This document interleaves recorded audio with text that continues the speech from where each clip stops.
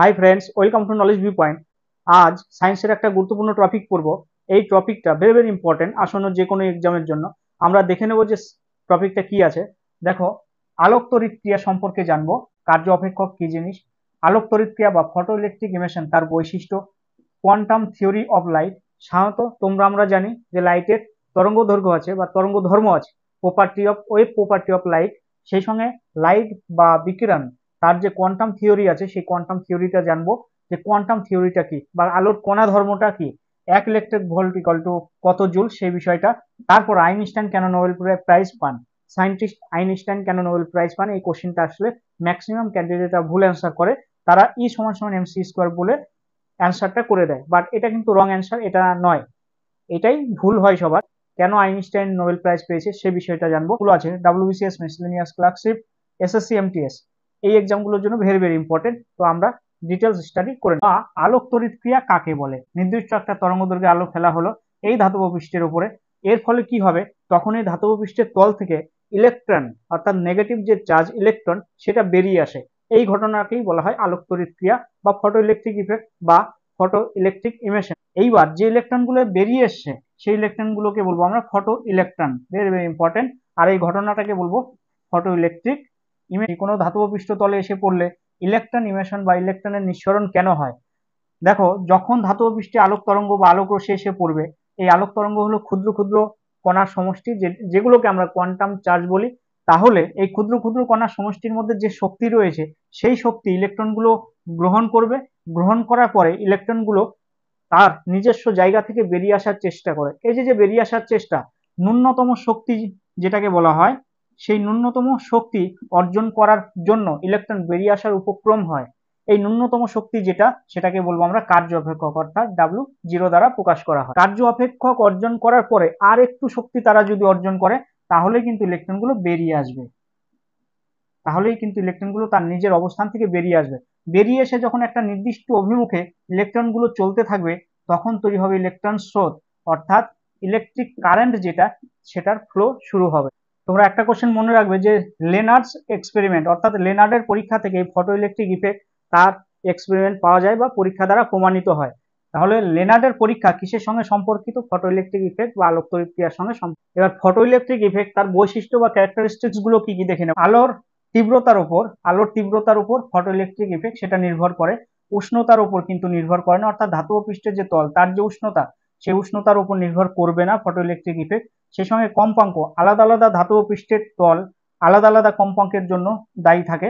অর্থাৎ আলাদা আলাদা ধাতব পৃষ্ঠে আলাদা আলাদা প্রারম্ভিক কম্পাঙ্ক তরঙ্গের সেটা প্রয়োজন হয়। আলোর তীব্রতা যদি বৃদ্ধি করা হয়, তাহলে সেই আলোর ফোটন কণার যে পরিমাণ সেটা বেড়ে যায়। ফোটন কণার পরিমাণ বেড়ে গেলে ইলেকট্রনগুলো বেশি শক্তি অর্জন করবে এবং বেশি পরিমাণে ইলেকট্রন কিন্তু মুক্ত হবে, এবং মুক্ত ইলেকট্রনের সংখ্যা যদি বেড়ে যায়, ইলেকট্রিক কারেন্ট বা সেটার পরিমাণটাও কিন্তু বেড়ে যাবে, কারেন্টের যে ফ্লো তার পরিমাণ বেড়ে যায়। ফটো ইলেকট্রিক সেল বা আলোক তড়িৎ কোষ কাকে বলে? এটা এমন একটা ব্যবস্থা যে ব্যবস্থার মাধ্যমে সৌরশক্তি বা আলোক শক্তিকে তড়িৎ শক্তিতে রূপান্তরিত করা হয়, সেই ব্যবস্থাকেই বলবো আমরা ফটো ইলেকট্রিক সেল বা আলোক তড়িৎ কোষ। এইবার তড়িৎ শক্তি যেখানে উৎপন্ন হবে, মানে সেখানে এই মুক্ত ইলেকট্রনের যে চলাফেরা সেটা প্রয়োজন বা মুক্ত ইলেকট্রনের ফ্লো দরকার। তাহলে তোমরা এখানে আলোক তড়িৎ ক্রিয়া থেকে যে মুক্ত ইলেকট্রন তৈরি হয় সেটা তোমরা বুঝতে পারলে। এই জন্যই আলোক তড়িৎ ক্রিয়ার মধ্য দিয়ে এই এই যে থিওরি, এটাকেই কাজে লাগিয়ে আলোক তড়িৎ কোষ তৈরি করা হয়, যার মধ্য দিয়ে কি করা হয়, যে মুক্ত ইলেকট্রনের ফ্লো তৈরি করে আলোক শক্তিকে তড়িৎ শক্তিতে রূপান্তরিত করা হয়। তারই কয়েকটা উদাহরণ দেখো, সোলার সেল অর্থাৎ যে সৌর কোষ তৈরি করা হয় সেই একই কনসেপ্ট। তারপর ক্যালকুলেটর, যেটা স্বয়ংক্রিয় বা অটোমেটিক ক্যালকুলেটর, যেটা গণক যন্ত্র বলি সেটা। সেই সঙ্গে স্বয়ংক্রিয় সুইচ কোথায় ব্যবহার করা হয়? অগ্নি সংকেত যন্ত্রে, ট্রেনের সিগন্যালে, ওকে, ট্রাফিক সিগন্যালে, এই সমস্ত জায়গায় স্বয়ংক্রিয় সুইচ যেটা, সেটাকে ব্যবহার করা হয়। এগুলোর পিছনে যে মূল থিওরি সেটা কিন্তু সেই ফটো ইলেকট্রিক ইফেক্ট। বা আমরা সকলেই জানি আলোর তরঙ্গ ধর্ম আছে। আলোর তরঙ্গ আকারে ঠিক এরকম ভাবে বিকিরিত হয়। আলোর যে বিকিরণ, সেই বিকিরণ হলো অসংখ্য ক্ষুদ্র ক্ষুদ্র কণার সমষ্টি, তার স্রোত। আর এই ক্ষুদ্র ক্ষুদ্র কণাগুলোকেই বলা হবে কোয়ান্টাম বা ফোটন। আর এই ক্ষুদ্র ক্ষুদ্র কণার সমষ্টি শক্তি গ্রহণ করে থাকে, বা এই আলোর যে তরঙ্গ তার যে শক্তি নিহিত থাকে কোথায়? এই ক্ষুদ্র ক্ষুদ্র যে কণা আছে ফোটন বা কোয়ান্টাম গুলো, এই কোয়ান্টাম বা ফোটনের মধ্যেই কিন্তু আলোর সমস্ত শক্তি নিহিত থাকে। এইবার এইখান থেকেই কিন্তু সেই ফোটন ধর্ম বা কোয়ান্টাম থিওরির জন্ম দিলেন নতুন করে আইনস্টাইন। আলোর বিকিরণ ক্ষুদ্র ক্ষুদ্র যে কণার সমষ্টি সেগুলোকে আমরা বলবো ফোটন। এই ক্ষুদ্র ক্ষুদ্র কণার সমষ্টিকে আমরা ফোটন বলবো। এই ফোটন কণার যে ক্যারেক্টার গুলো আছে বা বৈশিষ্ট্য সেটা জানবো আমরা। এই ফোটন কণা হলো নিস্তড়িত, এর কোনো আধান থাকে না, না পজিটিভ না নেগেটিভ।